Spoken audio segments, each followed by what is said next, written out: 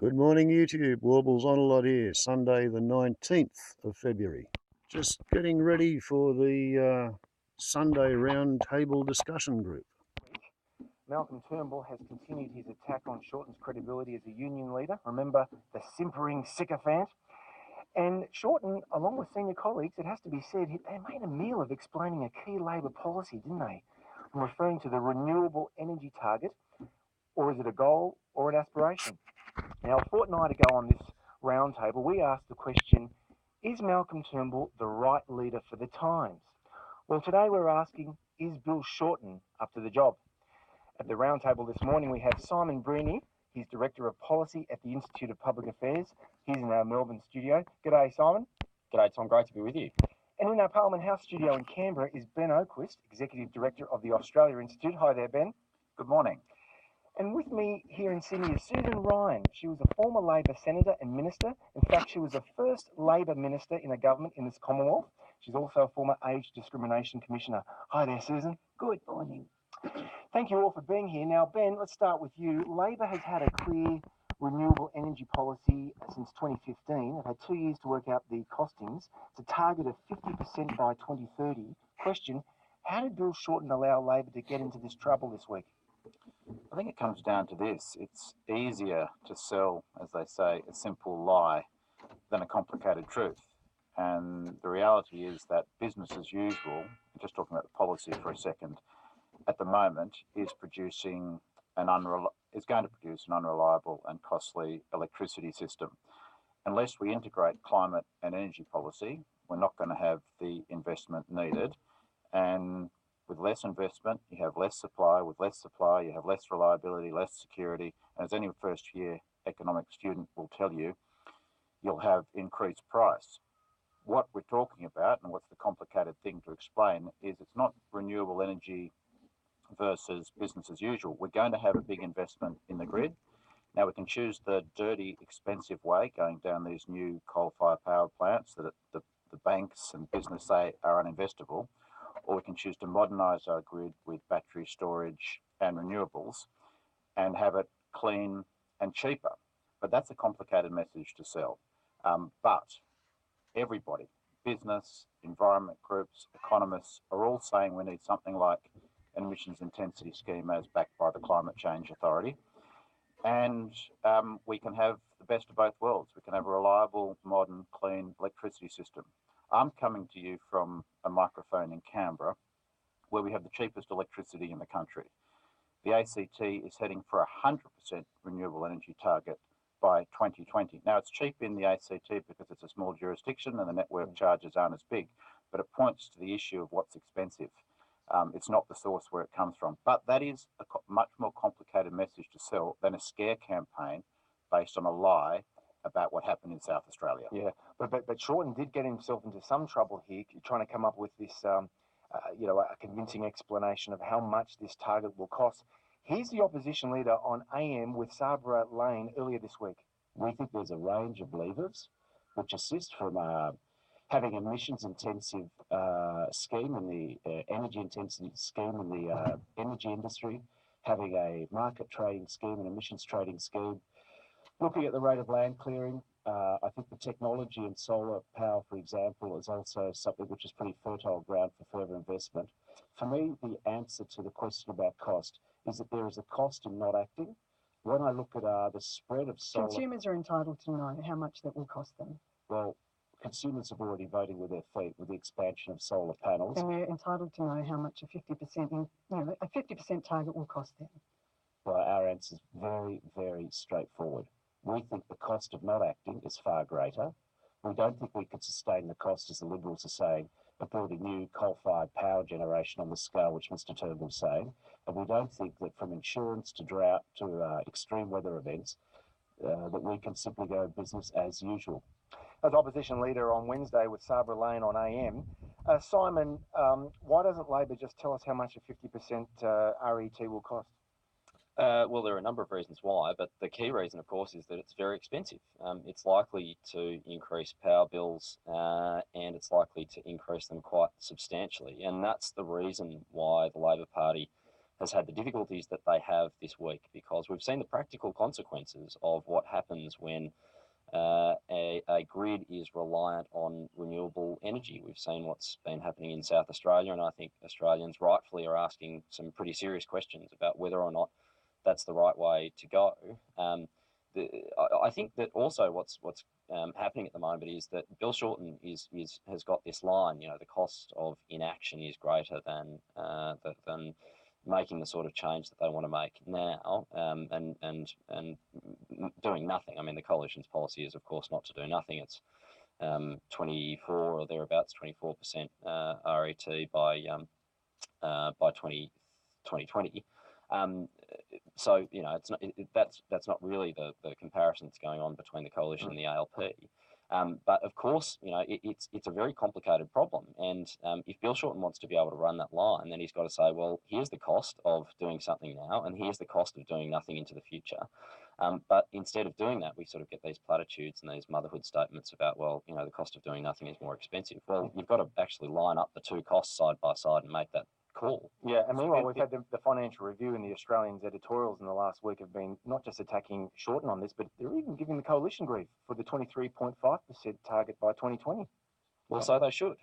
So they should. I think it's a really difficult, you know, when you move from the policy realm into the political space, I think it's a really difficult sell for the coalition to go out there and say, at some point between 24% by 2020 and 50% by 2030, this policy converts from being a good idea to a disaster. I think that's a really difficult sell. And frankly, if I was in the coalition's shoes, when it comes to that political strategy, when you see the ALP moving away from their 50% target, surely the intelligent thing to do, the right thing to do in terms of stability and reliability and cost effectiveness, is to drop the RET altogether. Let me bring Susan in here. You've heard all this, and you heard the coalition hammer Shorten this week in Parliament over that interview. What do you make of it all? Well, what I make of it is this. We simply don't have a national energy policy, and it's very clear that we need one. There's a lot of work in progress, and then the experts are in disagreement about what happened in South Australia. Was it a mistake of the national marketing body that was supposed to bring the gas provision on stream? That all has to be sorted out, and it's not going to be sorted out by people shouting slogans at each other. I think it's important to have a renewable energy target and an ambitious one, but it's also important for everyone to understand that it is a work in progress, that there are a lot of, say, behavioural changes, how many more people will change to solar and so on, that can only be estimated. The desire of some people to get specific costs is a bit unrealistic, because it's a bit like Treasury modelling. They model what's going to happen in 50 years' time, and then people say, oh, well, it hasn't happened, what's gone wrong? It's modelling on data available. Now, all the data is not available at the moment. And of course, the reality is that costs have gone up to the household consumer and to the industry consumer, and that's alarming. But I don't think the answer is to abandon targets about renewable energy. I think the answer is to have some more solid work done, and for consumers to be able to understand what their options are going to be over the next 10, 15 years. Yeah. But I think I think we're not comparing renewable energy versus the do nothing scenario. We're going to have to build and modernise the electricity grid. And I've heard no figures from anybody here about how much renewables are actually going to increase power bills. I'll tell you one figure that has come out in the last couple of weeks. Danny Price, a conservative economist, no friend of environmentalists, said without an emissions intensity scheme, like the one proposed by Labor, there'll be a $3.4 to $15 billion bill on top of people's power prices that they otherwise would pay out to 2030. That's up to $15 billion extra going to be paid by consumers unless we put in place some kind of transition signal to the market. Because if we don't have that, we don't integrate climate and energy policy, there won't be investment. There won't be investment in coal because it's uninvestable. There won't be investment in renewables. There won't even be investment in gas. So the reality is that unless we have this kind of plan, and that's why economists, that's why the Climate Change Authority with Abbott government appointees representing business, the National Party, farmers, recommended an emissions intensity scheme. It doesn't have to be that scheme, but we need some kind of integration of these policies. Otherwise, we'll have more expensive electricity and higher bills, not lower ones. Ben, we've got the Greens, of course. I think you advise them in the Bob Brown era, but they have a renewable energy target of, is it 90% by 2030? Now, if you look at France, who are trendsetters in Europe, they have a 40% renewable by 2030. Germany's is 35% by 2020. And of course, in the United States, Obama, although the energy targets in the United States are set by the states, but President Obama a couple of years ago announced a national goal of 20% by 2030, something that's now under threat in the Trump era. How does all this compare with the Greens? The world has agreed to net zero emissions by 2050. The world has agreed to that. New South Wales has a target of net zero emissions by 2050. I'd love to be back on this program in 2030. I can guarantee you we're going to have more than 50% renewables in Australia by 2030. The market is moving that way. Prices of solar are dropping. Prices of wind are dropping. Battery storage is revolutionising the electricity sector. People are going to make a mozza. We're going to have cleaner energy. We're going to have more prosperity. We're going to have downward pressure on prices. If only we can reform the system. On top of that, we have a market designed to benefit the incumbents. We have electricity traded in 30-minute blocks rather than 5-minute blocks. We need to introduce demand management systems that send price signals into our market, and we can have lower prices. People can make a lot of money. We can have more competitive markets and cleaner energy. Simon, will we make a mozza out of our renewable energy targets? Well, I mean, you either believe in the technology or you don't. And you either believe that people will vote with their feet and move to renewable energy or you don't. And to say that all of these great benefits are going to flow from renewable energy in years to come, but that the only way to get there is the government massively involving itself in the energy market, frankly, I think belies a lack of confidence in renewable energy. Now, I agree that to some extent people are going to choose to install solar panels. They're going to choose renewable energy because they're environmentally conscious. They believe that's a way to reduce emissions, and they think that that's an important thing to do. But frankly, I don't think you can get away with the argument of saying the market is moving in this direction when the only reason the market's moving in this direction is because of government policy forcing them to move down that path. I think that there will come a time when renewable energy sources are cheap and reliable. That might happen, but we're probably 20 or 30 or 40 years away from that. And when we're going through this transition period where the technology just can't provide baseload energy, it's deeply unreliable, it's extremely expensive.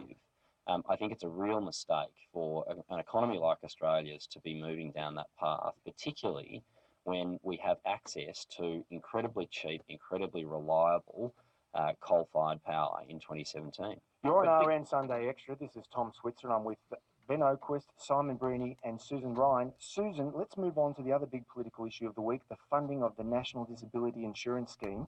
The Coalition linked the funding of the scheme to welfare cuts in its savings bill. Who's going to come out on top here? Well, they didn't need to do that, and I thought that was a very poor strategy. There has been a remarkable level of cross-parliament agreement about the NDIS from when it was legislated. There was, we had a lot of worries that it wouldn't get, agreement across the parliament. It got agreement, and not only that, there was agreement to increase the Medicare levy to fund part of it. Now, that high level of agreement, I think, should not be undermined by trying to do, well, we can only fulfill our commitment, and the Coalition has a very big commitment to this, by tic-tacking and taking off other welfare benefits. And it's not the way federal budgets work anyway. There's a big pot, and really to hypothecate some of the welfare savings to go to the NDIS is very clumsy and not necessary. And I thought it was a very poor way of trying to garner support in the Parliament, in the Senate in particular, for welfare cuts, which have their obvious downside as well as their upside of being linked to the childcare. Linking it to the improved childcare arrangements, I'm not critical of, because it's about families getting a bit less in their family payment but getting more assistance with their childcare costs, basically. But linking it to the NDIS, which is still rolling out, which still has to deliver its promise to people with disability all over Australia, I think was a wrong move. And I would like the government to repeat. There we go on the upload limit. Back with a new movie.